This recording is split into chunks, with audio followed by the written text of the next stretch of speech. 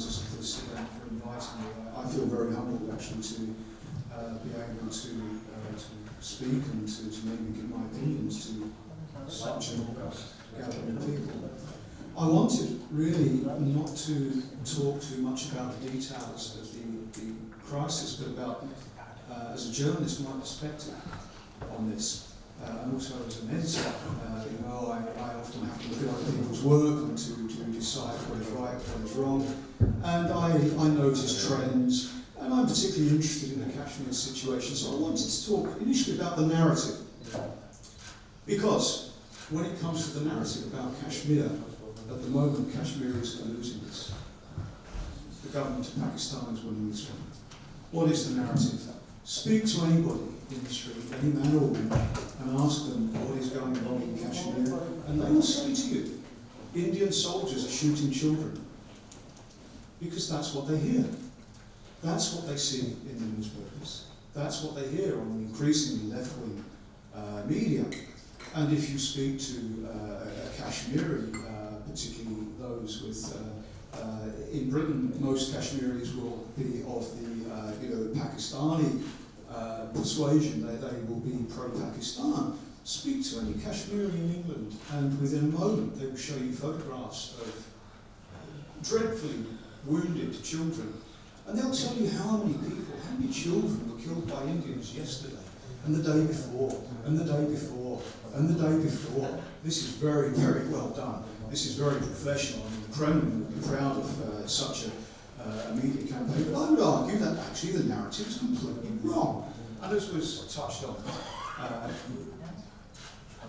we hear a lot about the referendum that has not been given. Well, let's talk about, let's make the key to the narrative the reason why there has been no referendum. Because the UN Security Council resolution gave as its first prerequisite the withdrawal of Pakistan's forces and agents. The first step was completely down to the Pakistani government, and this has never happened. This is why there are Indian forces in Kashmir. This is why innocent civilians are being killed, because this is a situation that should have been resolved 2 generations ago, but here we still are.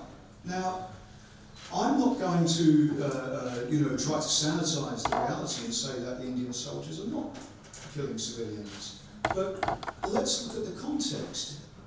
I've been in this situation personally. I know what it's like to have a rifle in your hand and to have people throwing petrol bombs and stones at you and wondering whether that car across the road is going to explode. It's a very, very stressful situation. This is the situation that these Indian soldiers are in day by day. Now, I'm not in any way defending the killing of civilians. I'm just asking, how would you react in that way? When your training kicks in, when you're afraid, and believe me, it's a very scary situation to be in. When you're scared, you're with your friends, you're together, the adrenaline's going, the hormones are going. What's your training? Your training is to kill the people who are trying to kill you.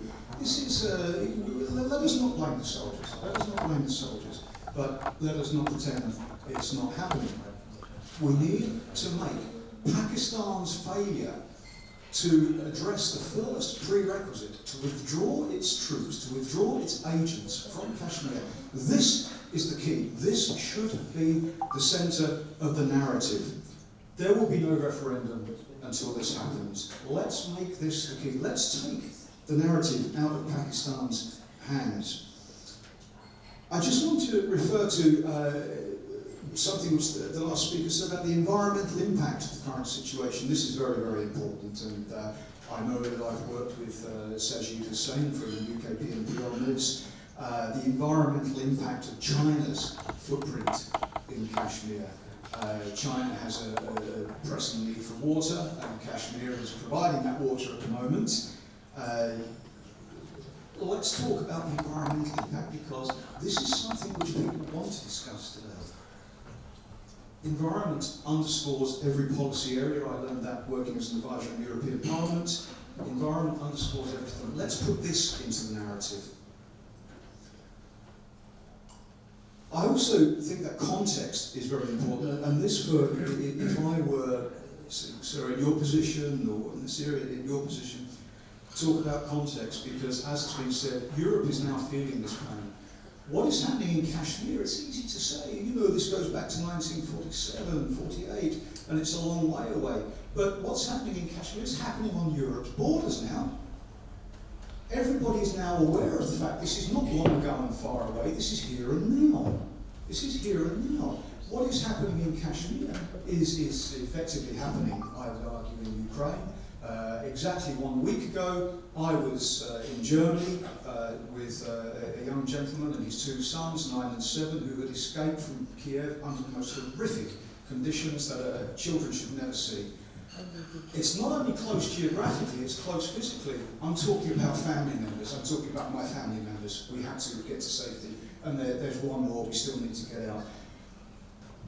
This is all so close to home, but we've got to work on the narrative, and we've got to make Europeans realise how real this is and how close this is.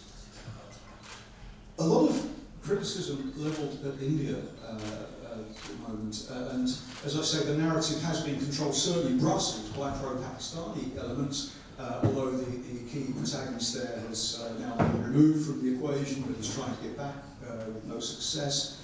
The reality is that India is the main player here. India is a very, very powerful country. India is a developing nation, but it's a credible democracy. It's a country which is being accepted into Western institutions, defence and security institutions. There's no question about this. Pakistan, on the other hand, is now a pariah state. I touched upon this earlier, and after I said these words, they kind of came from the spur of the moment. I said that Pakistan is now in the gutter with Belarus, North Korea, Russia and China.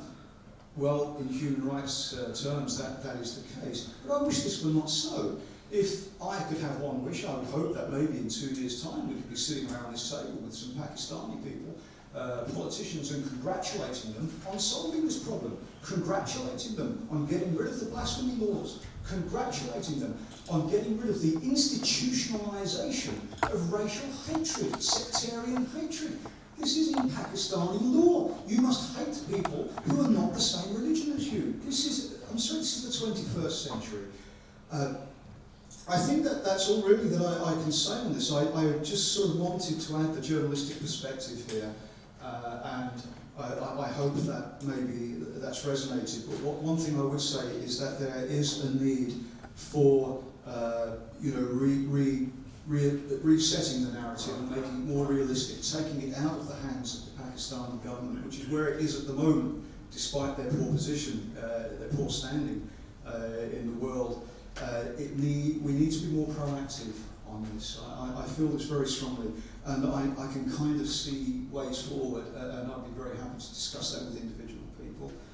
Thank you very much again for the invitation, and thank you very much for Thank you, Mr. Kenny, for your presentation.